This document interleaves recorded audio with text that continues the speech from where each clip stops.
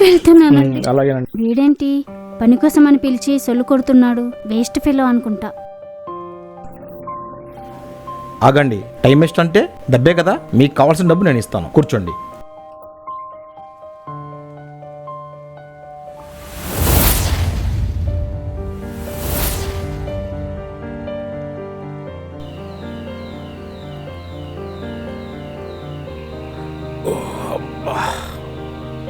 పిచ్చిలేస్తుంది. సరే, ఫోన్ చేద్దాం. హలో, రే గణేష్. చెప్పరా అనిల్. ఎక్కడున్నావు?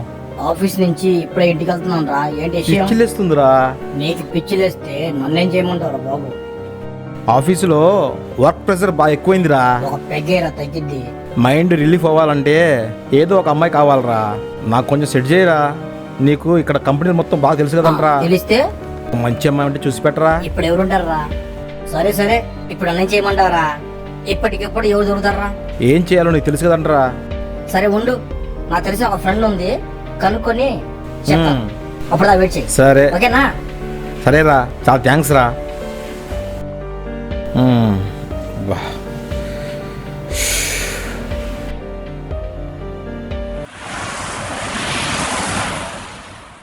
హాయ్ రా గణేష్, రారా లోపలికి. హాయ్ రా, ఎలా ఉన్నావు? బాగున్నాను రా, నీకోసమే చూస్తున్నాను. అబ్బా. సరే కానీ ఈ అమ్మాయి పేరు సుశీల. సరే. ఇక్కడే ఎస్ఆర్ నగర్ ఉంటుంది. నువ్వు అడిగావు కాబట్టి ఓ, మా ఫ్రెండ్ తో అరేంజ్ థ్యాంక్స్ చేయించాను. రా. ఈ ఫీల్డ్ కి కొత్త. అలాగే. జాగ్రత్త రా. సరేరా. సరే నేను మంచిదిరా. వెళ్ళొస్తాను రా. ఉంటా. ఓకే. జాగ్రత్త సుశీల. జాగ్రత్త అమ్మా. ఏంటి ఇంకా అక్కడే నిలబడ్డారు? వచ్చి కూర్చోండి. అలాగే సార్.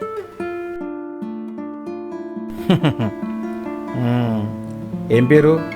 సుశీల అండి. ఓహో, చాలా బాగుంది. ఎక్కడుంటారు? ఎస్ఆర్ నగర్. ఏంటి సుశీల? అవును. ఒరిజినల్ పేరా, మీరు పెట్టుకున్న పేరా? ఒరిజినల్ పేరేనండి. అయినా ఎందుకలా అడిగారు? ఏం లేదు, సొంత పేరు మీరు చెప్పరు కదా, అందుకే దొడ్డొచ్చి అడిగాను. అబ్బే అదేం లేదండి. అయితే ఈ ఫీల్డ్ మీరు కొత్తనా? అవునండి. అయితే ఎంతకాలం అయిందండి వచ్చి? 2 నెలలే అయిందండి. ఓ, 2 నెలలనా? వీడేంటి పని కోసం అని పిలిచి సొల్లు కొడుతున్నాడు? వేస్ట్ ఫెలో అనుకుంటా.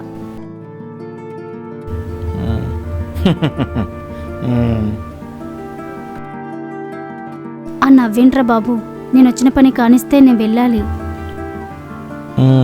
ఏంటి ఏదో ఆలోచిస్తా కూర్చుంది.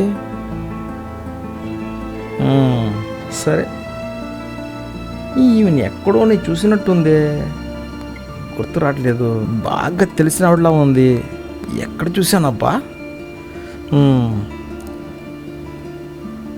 ఏదో ఎక్కడో చూశాను. ఏంటండి అలా చూస్తున్నారు? ఏం లేదు, మిమ్మల్ని ఎక్కడో చూసినట్టు గుర్తుందండి. నన్ను మీరెక్కడ చూసారండి? అదే ఆలోచిస్తున్నా, ఎక్కడో చూసినా గుర్తుంది. కన్ఫామ్ లేదు, మిమ్మల్ని ఎక్కడో చూశాను. సరే, ఇప్పుడు దాని గురించి ఎందుకు కానీ మీరు త్వరగా పని కానిస్తే నేను వెళ్ళిపోతాను.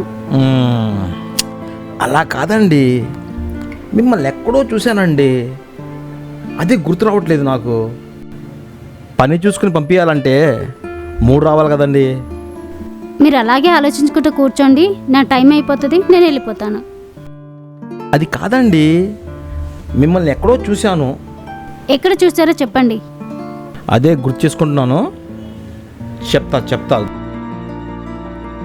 సరే, మీరు ఆలోచించుకొని నాకు ఫోన్ చేయండి. మీ వల్ల నాకు టైం వేస్ట్ అవుతుంది. ఆగండి, టైం వేస్ట్ అంటే డబ్బే కదా, మీకు కావాల్సిన డబ్బు నేను ఇస్తాను, కూర్చోండి.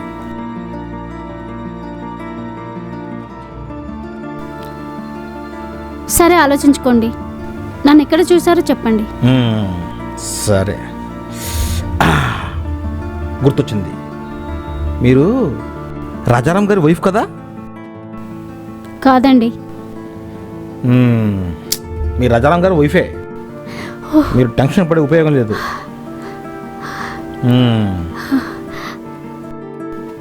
అయ్యో నేను కాదండి. మరి ఏ కాదు? మీ ఆయన నంబర్ నా దగ్గర ఉంది. వీడియో కాల్ చేయమంటారా? అమ్మో వద్దండి. అయితే నిజం చెప్పండి. అవును, నేను ఆయన భార్యనే. ఏంటిది? మా వాడు బాగానే సంపాదిస్తున్నాడుగా, మీరేంటి ఎందుకు ఇలాంటి పని చేయటం? ఏంటండి, ఏం సంపాదిస్తున్నాడు? తెచ్చిన డబ్బులు తెచ్చినట్టే తాగిస్తున్నాడు. అవి సరిపోక ఇంట్లో వస్తువులు కూడా అమ్మేస్తున్నాడు. ఇంకా నేను నా పిల్లలు ఎలా బతకాలి? ఓహో అవునా?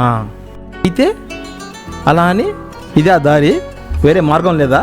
ఉద్యోగం చేయలేరా? వాడు చేసిన అప్పులకి ఇంతకన్నా ఎక్కువ డబ్బు సంపాదించే దారి ఇంకోటి కనిపించలేదు. అందుకే ఈ దారి ఎంచుకున్నా. అది సరే, మీరు ఇలా చేస్తున్నారని తనకు తెలుసా? తెలిస్తే తిడతారని అనుకుంటున్నారా? కాదు, ఇంకా డబ్బులు ఎక్కువ వస్తాయని ఎక్కువ తాగడం మొదలు పెడతాడు. అందుకే చాటుగా చేసే పని చాటుగానే చేసి నా ఇంటిని నా కుటుంబాన్ని నా మొగుడు పోషిస్తున్నాడని ఆ అబద్ధాన్ని కూడా గుట్టుగా నిజం చేస్తున్నాను. అయ్యో అలానా? ఇలా నా బాధలు విన్న ప్రతి ఒక్కరూ అయ్యో అనటం తప్ప 4 డబ్బులు ఎక్కువ ఎవ్వరూ ఇవ్వరు. మీరు ఇంకేం ఆలోచించకండి. మీరేం చదివారో చెప్పండి. మా ఆఫీస్లోనే మీకు మంచి ఉద్యోగం ఇప్పిస్తాను. హ్యాపీగా చేసుకోండి. మీరు చేసే ఈ పని ఈ రోజు నుంచే మానేయండి. మీరు ఎలాగో సంపాదించే ఈ డబ్బులు ధైర్యంగా జాబ్ చేస్తూ సంపాదించుకోండి. మీ కుటుంబాన్ని మీరే నడపండి. చాలా థ్యాంక్స్ అండి ఉద్యోగం ఇప్పిస్తున్నందుకు. పర్లేదండి.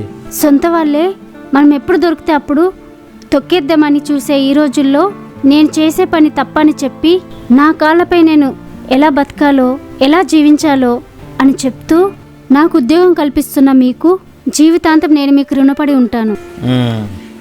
ఇది చూడండి, ఈ డబ్బు మీరు ఉంచుకోండి. కుటుంబ ఖర్చులకు పిల్లల ఫీజులకు మీకు ఉపయోగపడతాయి. ఇంకేం ఆలోచించకండి. ఈ డబ్బులు నాకు వద్దండి. పర్లేదు, ఉంచుకోండి. ప్రస్తుతానికి ఈ డబ్బు మీకు అండగా ఉంటాయి.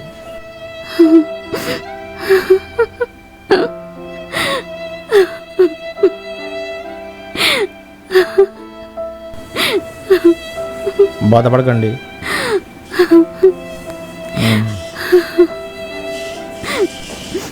వెళ్తున్నానండి. అలాగేనండి.